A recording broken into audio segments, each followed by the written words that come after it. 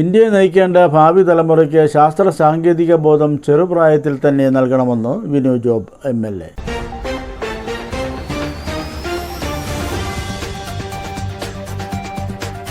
കേരള സർക്കാരിൻ്റെ പൊതുവിദ്യാഭ്യാസ വകുപ്പും പരീക്ഷാ ഭവനും ചേർന്ന് നടത്തുന്ന മെറിറ്റ് സ്കോളർഷിപ്പ് പരീക്ഷയായ CM കിഡ്സ് സ്കോളർഷിപ്പ് നേടിയ കുട്ടികൾക്ക് ആദരവും STEM റോബോട്ടിക്സ് കൃത്രിമ ബുദ്ധി പരിശീലന ശില്പശാലയും ഉദ്ഘാടനം ചെയ്തുകൊണ്ട് സംസാരിക്കുകയായിരുന്നു അദ്ദേഹം. കുട്ടികളുടെ സൃഷ്ടിപരമായ കഴിവുകളും ശാസ്ത്ര സാങ്കേതിക മേഖലയിലേക്കുള്ള താല്പര്യവും വളർത്തുന്നതിന് ഇത്തരത്തിലുള്ള ശില്പശാലകൾ അനിവാര്യമാണെന്ന് MLA തുടർന്ന് പറഞ്ഞു. വൈഭവം കാർഡ് ഫൗണ്ടേഷന്റെ നേതൃത്വത്തിലാണ് കുട്ടികൾക്ക് ആദരവും ശില്പശാലയും സംഘടിപ്പിച്ചത്. ശില്പശാല ഉദ്ഘാടനം ചെയ്ത വിനു ജോബ് MLA സ്കോളർഷിപ്പ് നേടിയ 82 കുട്ടികളെ സമ്മേളനത്തിൽ ആദരിച്ചു. വിദ്യാർത്ഥികൾക്കായി ഭാവി സാങ്കേതിക വിദ്യകൾ പരിചയപ്പെടുത്തുന്ന STEM റോബോട്ടിക്സ് കൃത്രിമ ബുദ്ധി പരിശീലന ശില്പശാലയ്ക്ക് STEM റോബോട്ടിക്സ് ഇന്റർനാഷണൽ സ്ഥാപകനും CEOയുമായ രാജശേഖരൻ AH നേതൃത്വം നൽകി. കുട്ടികൾക്ക് പ്രായോഗിക അനുഭവങ്ങളിലൂടെ റോബോട്ടിക്സിന്റെയും ആർട്ടിഫിഷ്യൽ ഇന്റലിജൻസിന്റെയും അടിസ്ഥാന ആശയങ്ങൾ പരിചയപ്പെടുത്തുന്നതായിരുന്നു ശില്പശാല. തദ്ദേശ സ്വയംഭരണ സ്ഥാപനങ്ങളെ ഗുണമേന്മയുള്ള വിദ്യാഭ്യാസം, ഡിജിറ്റൽ വിളവ് നികത്തൽ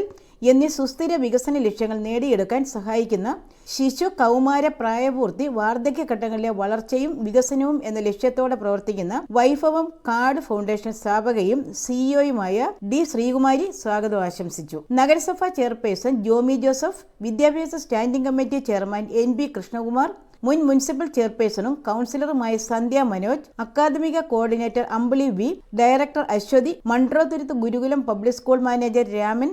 ചടങ്ങിൽ വിദ്യാഭ്യാസ സാമൂഹ്യ രംഗങ്ങളിലെ നിരവധി പ്രമുഖരും രക്ഷിതാക്കളും പങ്കെടുത്തു.